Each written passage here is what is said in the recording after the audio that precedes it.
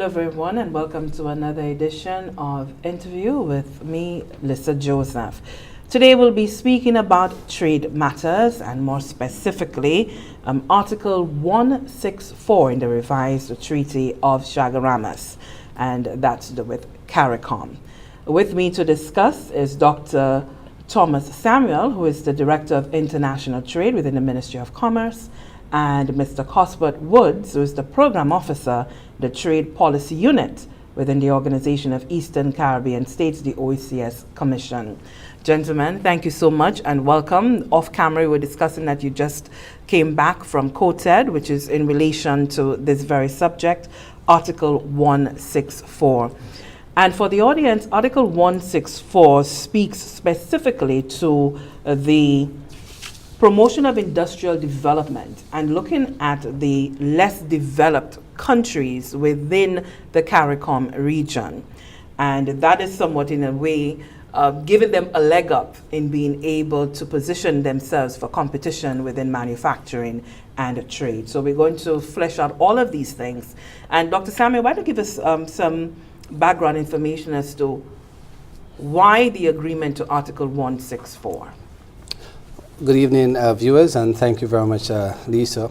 Article 164 is one of a number of articles that are nested in a chapter in our treaty called Chapter 7. We call it Chapter 7 provision, which has been established to look at challenges faced by disadvantaged countries, regions or sectors within the CARICOM space, because it is part of a wider understanding that we are not all equal, not a coalition of equals. We are united in our vision and purpose of the benefits of integration, but we come at this from different levels. So it was understood that we should have within our treaty some provision that recognizes that we are differently able. And so Chapter 7, which includes the Article 164, basically seeks to address that difference. And it specifically looks, as you indicated in your preamble, your earlier statement, at the objective of promoting industrial development in LDCs, including Saint Lucia and other OECS states, and Belize and Haiti. So the members, that means the framers of our treaty, decided to include, which is a very creative, I could say, an innovative provision to be able to allow us to compete. It provides some compensatory mechanisms. And so it's a realization, as Dr. Samuel pointed out, Mr. Woods, that we are not all made equal in the scale of economy. And so, well, we've included Belize and Haiti in that, and I suppose there are obvious reasons why we can do that. But within the OECS, all of the OECS countries are participating in this. So explain to us how the LDCs are benefiting in this and to whose disadvantage? Okay, I'll attempt to take that question. Yes, and good evening to you and to the viewers out there. Basically, the Article 164 regime, as Dr. Samuel indicated, is part of Chapter 7, which looks at providing technical assistance to disadvantaged countries, regions, and sectors. Right? And by virtue of our small size and our vulnerability, the OECS countries would fall within that realm in comparison to the wider CARICOM grouping. Again, the OECS countries, the OECS protocol member states, making up the major beneficiaries of the LDC component, it is essential that they have a coordinated front in regards to their interventions and their participation in the wider CARICOM single market and economy.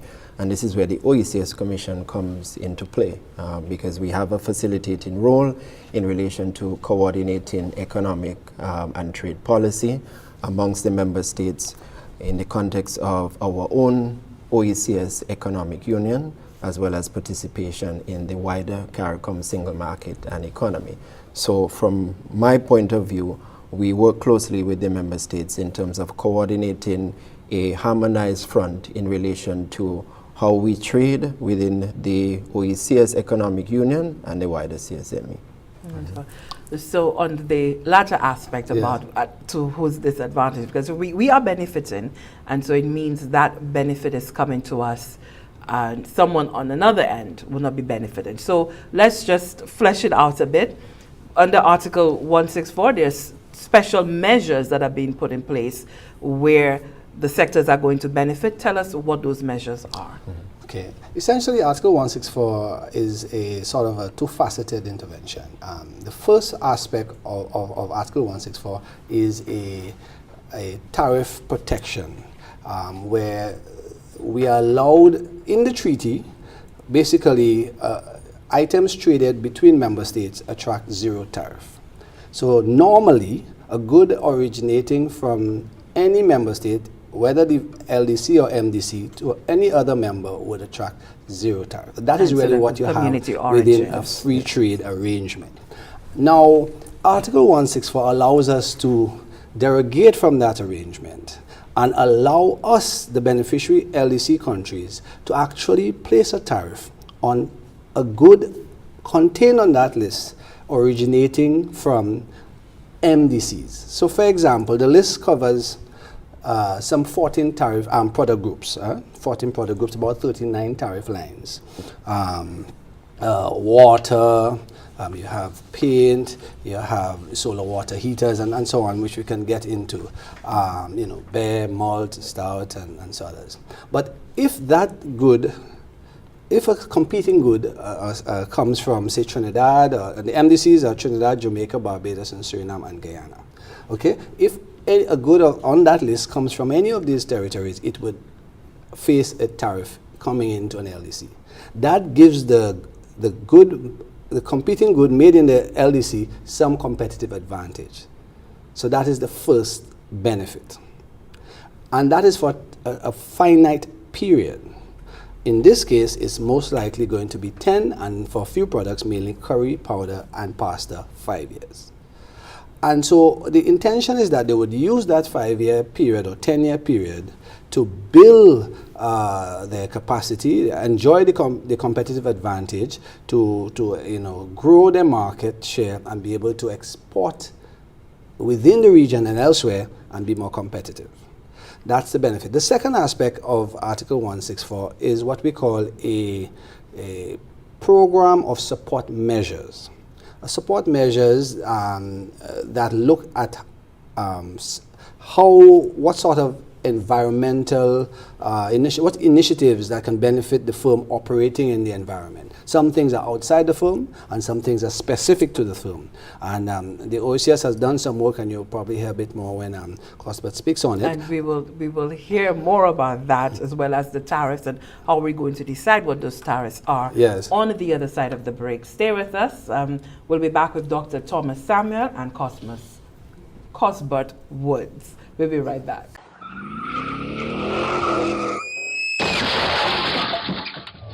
Yes, Saint Lucia, this is your boy Mark 11 telling all the drivers on the road.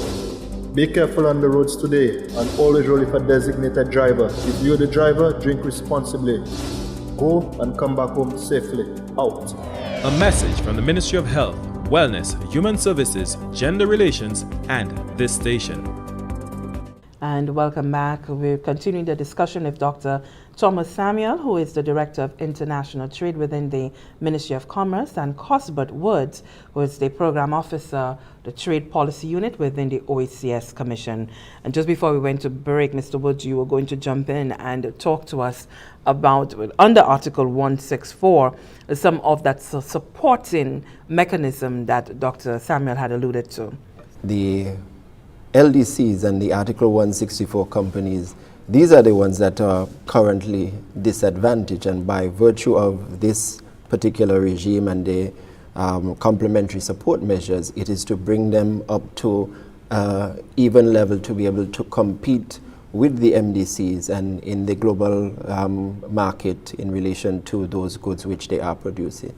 Now, in terms of the second aspect, which looks at the program of support measures, as Dr. Samuel indicated, the approach is to look at it from a very holistic point of view. So you look at interventions that would be required at the firm or the industry level in terms of enhancing their capacity, developing their skill set, and to be able to assist them in becoming more competitive. You look at the business ecosystem, right? So the logistics associated with the production in terms of sourcing inputs, production methodology, access to finance, and then at the macro level, you also look at matters pertaining to supportive government policies, incentive regimes, and things of that nature, which would be able to not only benefit the companies, but the wider manufacturing industries within Saint Lucia and the wider LDCs. So that is how the various interventions would be broken out, you know, in a very systematic manner, looking at from the micro level to the meso level and up to the macro level. If I could add to that, one of the other areas that will be looked at under the support measures is the issue of standards. For example, we sometimes need to meet particular standards to enter various markets, technical standards or standards relating to, you know, the product specifications and so forth. And to do that, we also would engage the regional bodies. CROSQ, we have, which is our Caribbean Regional Organization for Standards and Quality. So a lot of these measures that we just spoke about will be getting the support and be part of the program of work of a regional body whose mandate it is to deal with that. Okay, we have, for example, trade financing.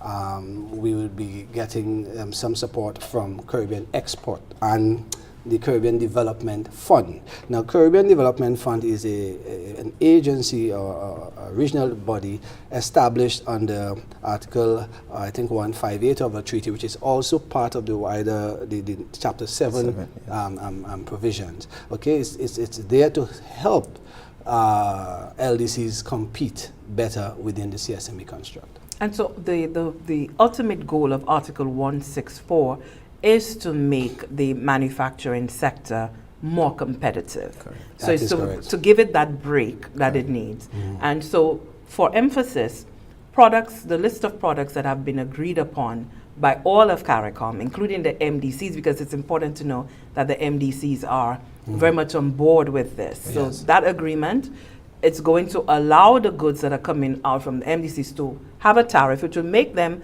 perhaps slightly more expensive than what will be locally produced and also produced from the other LDC countries. So we wanted to emphasize that point. I could also just go back to the point that you made regarding the concurrence of the MDCs. The treaty spells out the criteria or the procedure that must be satisfied for the regime to be implemented properly, in other words, to be binding on the region as part of community law, and that is all LDCs and at least 2 MDCs must give support and to this, so that it becomes a decision binding on the region. So that certainly is the case. If not, and actually that was one of the reasons why we had the delay. We needed to have all the LDCs formally indicate their support for this regime, because we are asking them to adjust the tariff rates above the normal rates that would apply, the CET. And I must add another component that must not be lost in this arrangement. The Article 164 also raises the tariff on competing goods covered on the list from outside the region, not just MDCs, okay? And by a higher tariff margin. And actually, more importantly, there is a tariff wedge which ensures that the MDCs enjoy the same protection they would otherwise erstwhile enjoy in the absence of the regime relative to imports of the same good from outside the region. What I mean by that is, before Article 164, the producers of the good in an MDC enjoyed, say, 20% or 30% tariff margin relative to the rest of the world. that was the CET, Common External Tariff. They will still enjoy that same tariff margin with Article 164. So they are not affected relative to the rest of the world. That's important. Okay. I want to thank you very much, Dr. Thomas Samuel, who is the Director of International Trade within the Ministry of Commerce, and Cosbert Woods, the Program Officer for the Trade within the Trade Policy Unit of the OECS Commission. We've been discussing Article 164. I'm Lissa Joseph. See you next time.